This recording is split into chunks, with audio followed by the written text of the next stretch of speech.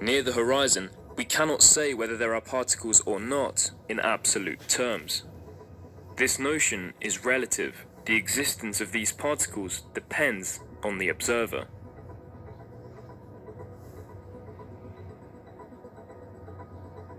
Until now, our reasoning was only local. The notion of particles is relative as soon as we have an observer who accelerates, whether we are next to a black hole or in an empty space-time. But in our case, space-time is curved on a large scale. And while the notion of particles is purely relative near the horizon, the further we move away from the black hole, the more staying still, which is an accelerated movement near the horizon, becomes the natural movement. These particles, which exist in a relative way near the horizon, gradually become real particles as they move away from the black hole. Thus, black holes radiate. This is Hawking radiation. The virtual particles near the horizon become real particles far away.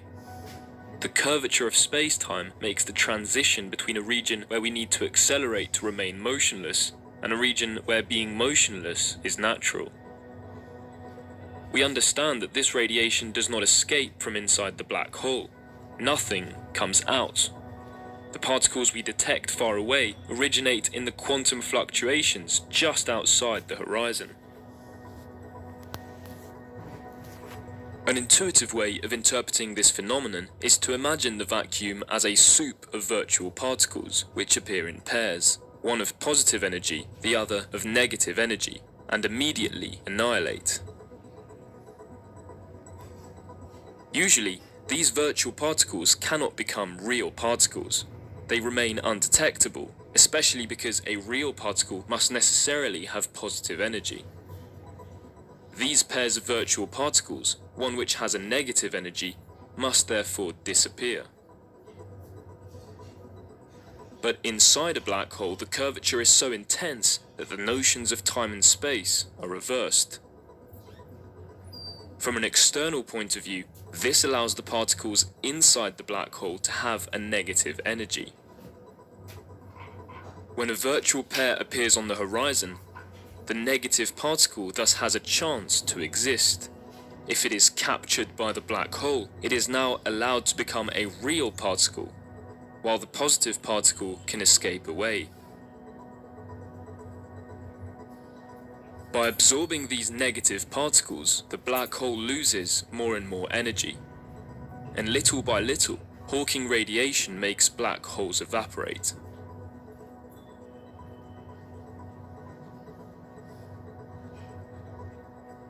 Hawking radiation is what we call a thermal radiation.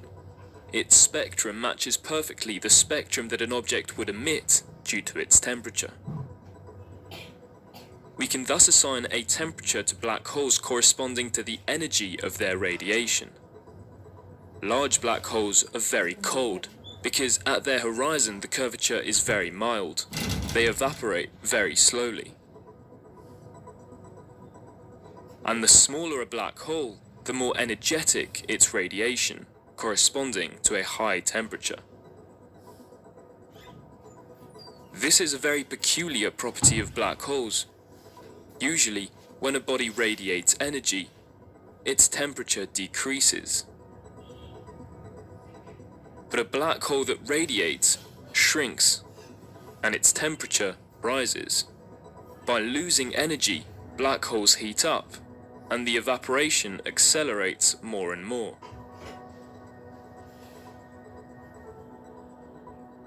Having said that, all known black holes weigh several billions of billions of billions of tons, since they form in the collapse of massive stars.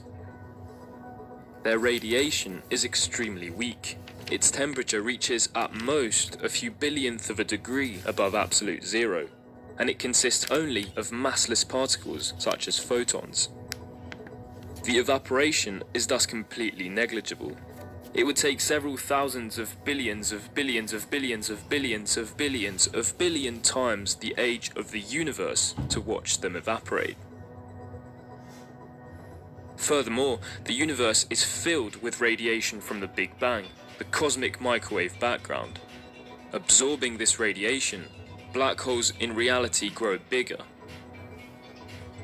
If the energy of this microwave background decreases as the universe expands, the evaporation might take over, but we would have to wait several 100 billion years.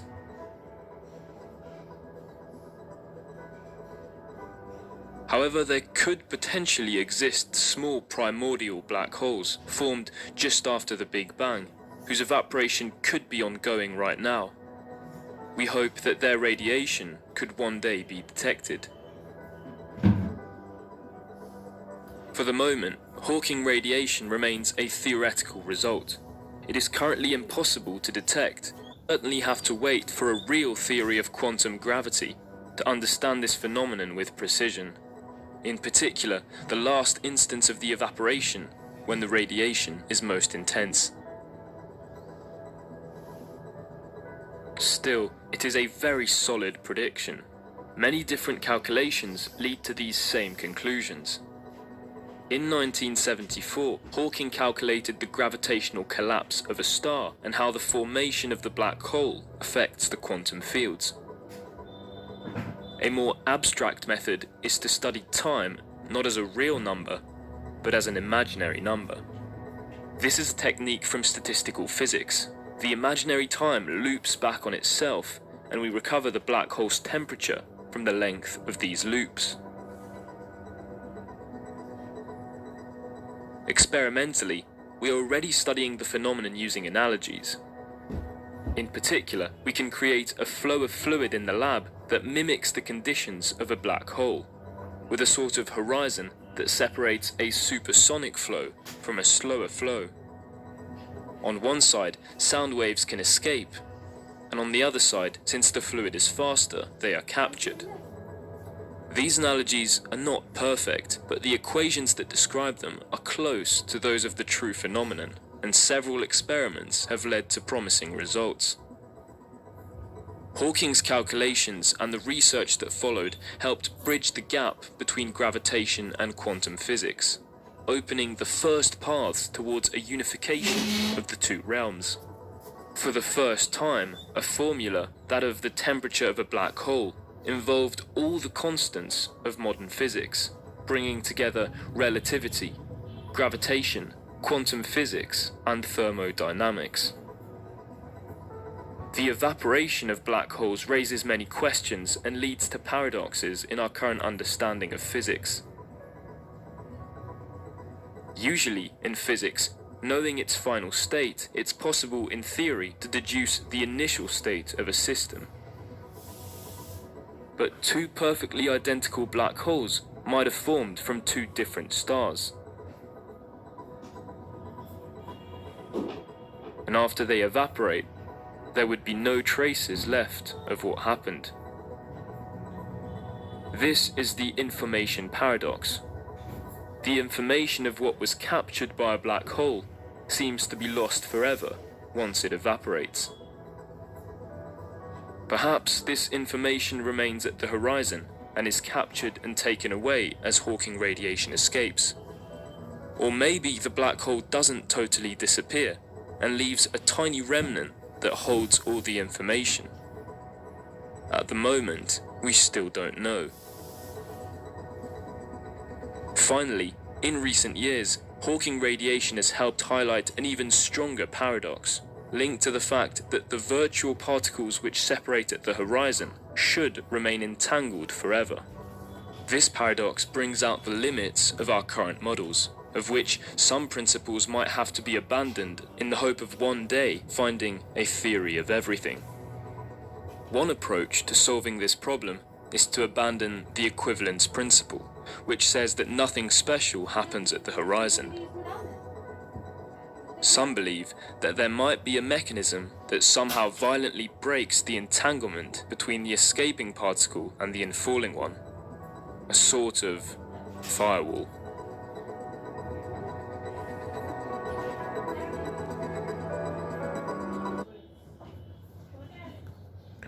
हम जो बात कर रहे थे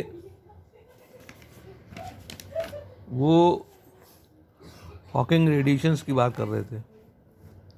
black hole evaporation. तो एक चीज़ ध्यान रखिए, जो ये फिफ्थ लॉ ऑफ थर्मोडायनेमिक्स है,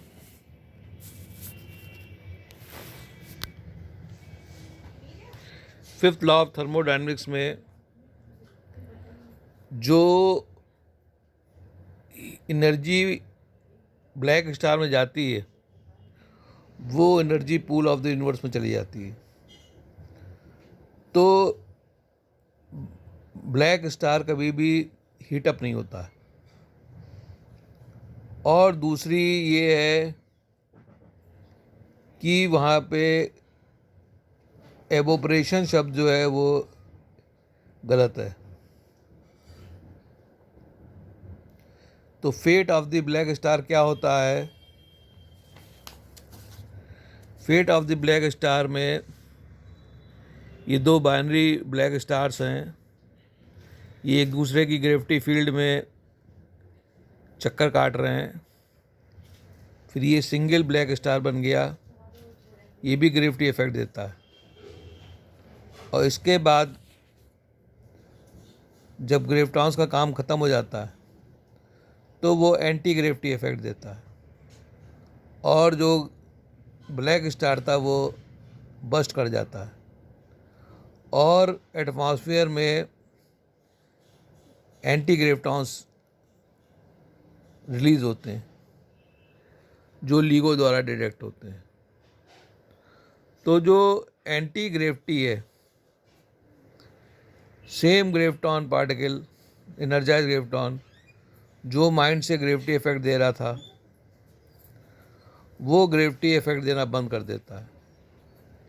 तो जब ग्रेविटी इफेक्ट देना बंद कर देता है तो उसको एंटी ग्रेविटॉन्स कहते हैं, एंटी ग्रेविटॉन्स। तो ग्रेविटॉन्स का बनना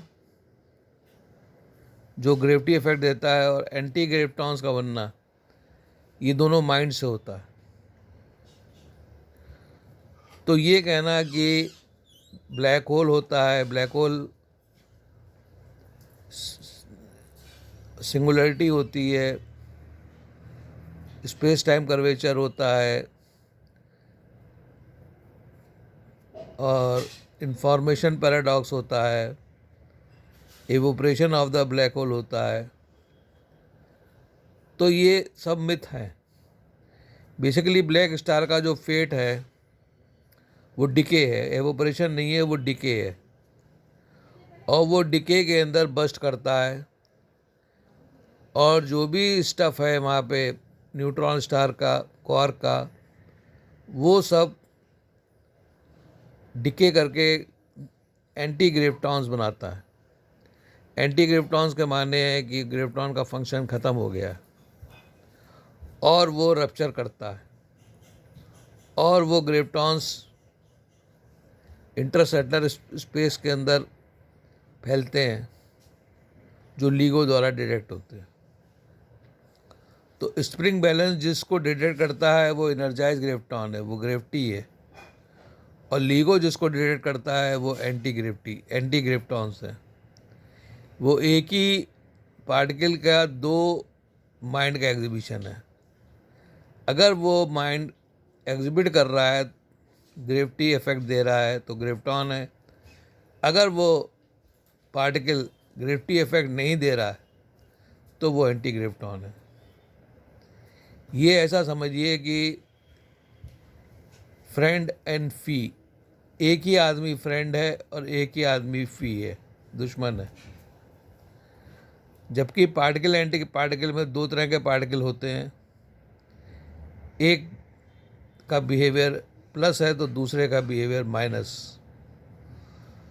लेकिन ग्रेविटॉन में ऐसा नहीं है, वह एक ही पार्टिकल ग्रेविटी है, और जब उसका काम ख़त्म हो जाता है तो वो एंटी ग्रेविटी इफेक्ट देता है। तो एंटी ग्रेविटी के अंदर ग्रेविटॉन जो है वो वापस चले जाते हैं क्वार्क के स्टफ में, और वो एंटी ग्रेविटॉन के रूप में वहाँ रहते हैं। जब उनका फिर से वो बाहर निकलते हैं तो फिर से थॉट ट्रिगर होता है, और वो फिर ग्रेविटी फील्ड बनाते हैं और ग्रेविटी इफेक्ट देते हैं। प्रोटॉन की ग्रेविटी बनाते हैं और ग्रेविटी इफेक्ट देते हैं। तो ये साइक्लिक है। जिस तरह ये बोसॉन की साइकिल है, बोसॉन के अंदर जो एनर्जी साइकिल है, first law of conservation of energy, फिर ये एनर्जी जब काम ख़त्म हो जाता है तो एनर्जी जो है ये एनर्जाइज ग्रेविटॉन से जो आई थी ये फिर से एनर्जाइज ग्रेविटॉन में चली जाती है एज प्राइमरी बोसॉन और फिर से रीयूज होती है। तो ये फिफ्थ लॉ ऑफ थर्मोडायनेमिक्स है। फिफ्थ लॉ ऑफ थर्मोडायनेमिक्स है।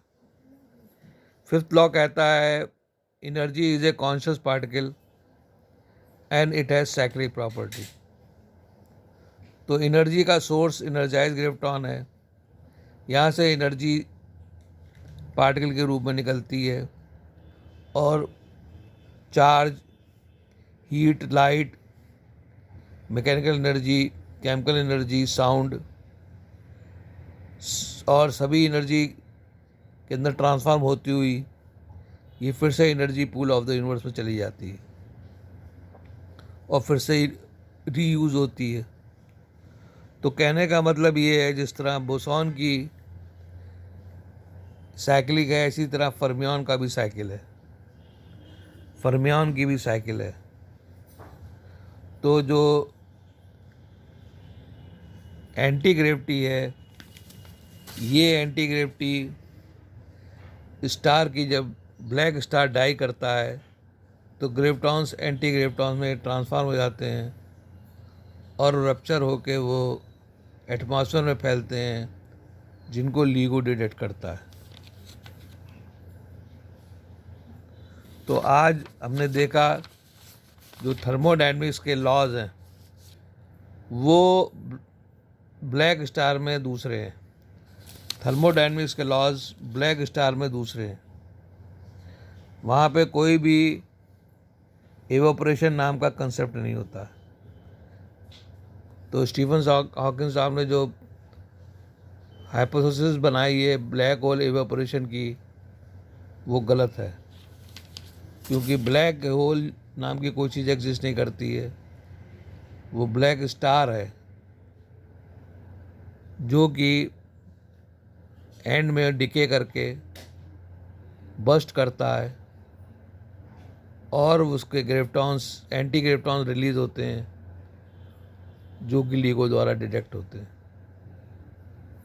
तो कहने का मतलब ये है कि गॉड पार्टिकल के बारे में जानिए, गॉड पार्टिकल के बारे में जानिए, माइंड के बारे में जानिए। ये गॉड पार्टिकल्स हैं, ये मिलके प्राइमरी फर्मियन बनाते हैं और प्राइमरी फर्मियन से फिर एनर्जाइज ग्रेविटॉन बनता है। इसी तरह एक गॉड पार्टिकल प्राइमरी बोसॉन बनाता है, फिर वो सेकेंडरी बोसॉन्स बनते हैं 4, जिसमें हिग बोसॉन है, वेक्टर बोसॉन है, ग्लूऑन और फोटॉन है। तो ये जो बोसॉन और फर्मियंस हैं ये साइक्लिक प्रॉपर्टी रखते हैं। साइकिल के माने ये हैं कि एनर्जी सोर्स जो है वो एनर्जाइज ग्रेविटॉन है। हर एनर्जी का सोर्स एनर्जाइज ग्रेविटॉन है जो कि डिफरेंट एनर्जी पार्टिकल रिलीज़ करता है। चार्ज पहले रिलीज़ होता है, मैग्नेटिक डायपोल पहले रिलीज़ होता है, फिर वो डिफरेंट ट्रांसफॉर्मेशन ऑफ एनर्जी होती है एनर्जी मैटर इंटरेक्शन में, और जब एनर्जी का काम ख़त्म हो जाता है तो वो फिर से एनर्जाइज पूल के अंदर एनर्जी आ जाती है।